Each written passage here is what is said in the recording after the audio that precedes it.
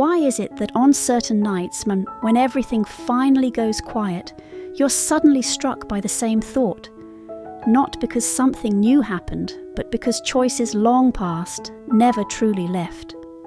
Why do you keep returning to those moments, even though you know nothing can be changed, replaying them, revising them, questioning yourself, as if thinking it through one more time might somehow rewrite your life?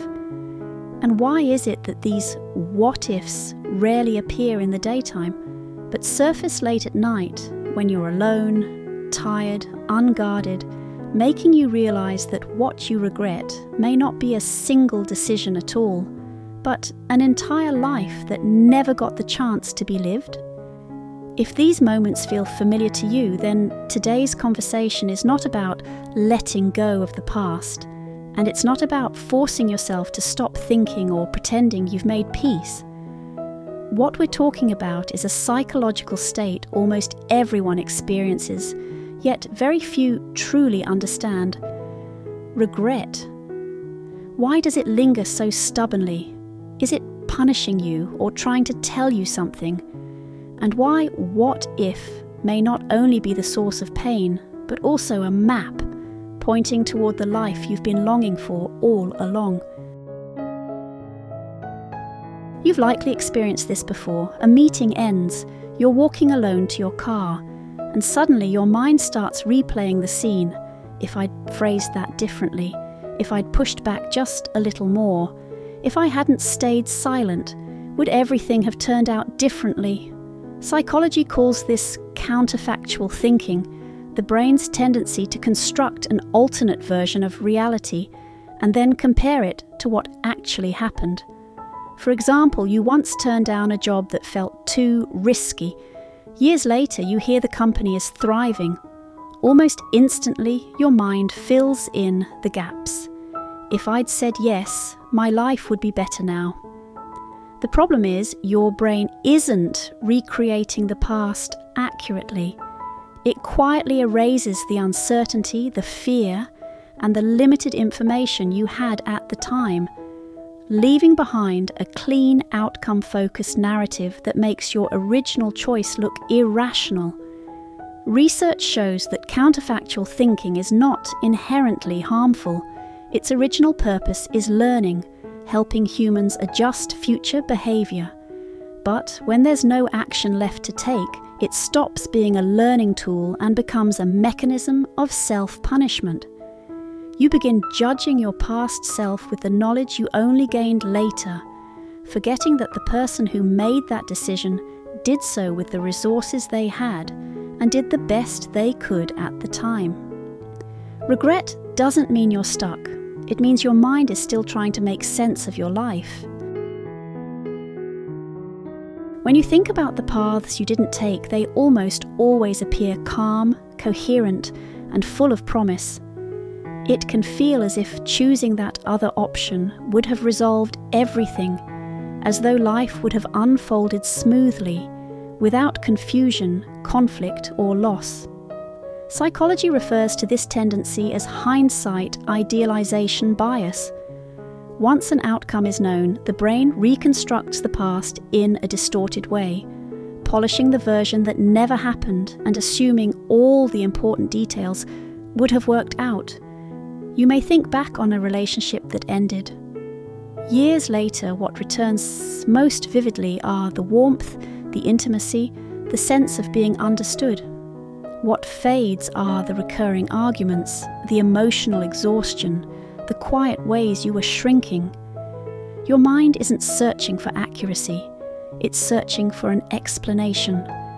When the present feels unsatisfying, the brain looks backward and turns the past into a solution. The unrealized life becomes the answer, and the current one quietly becomes the mistake. Research shows that when people imagine unchosen paths, they systematically underestimate risk, conflict, and long-term emotional cost. That's why what if almost always feels more attractive than what actually happened. But the reason that path looks so perfect is precisely because it was never lived. It was never tested by daily reality. It never had to endure failure, disappointment, or the slow erosion that comes with time. What you miss is not a lost life. It's a life that was never asked to prove itself, and imagination, by its nature, is never held accountable. If you look closely at your regrets, you may notice something surprising. What returns most often isn't the decisions that failed, it's the ones you never made at all.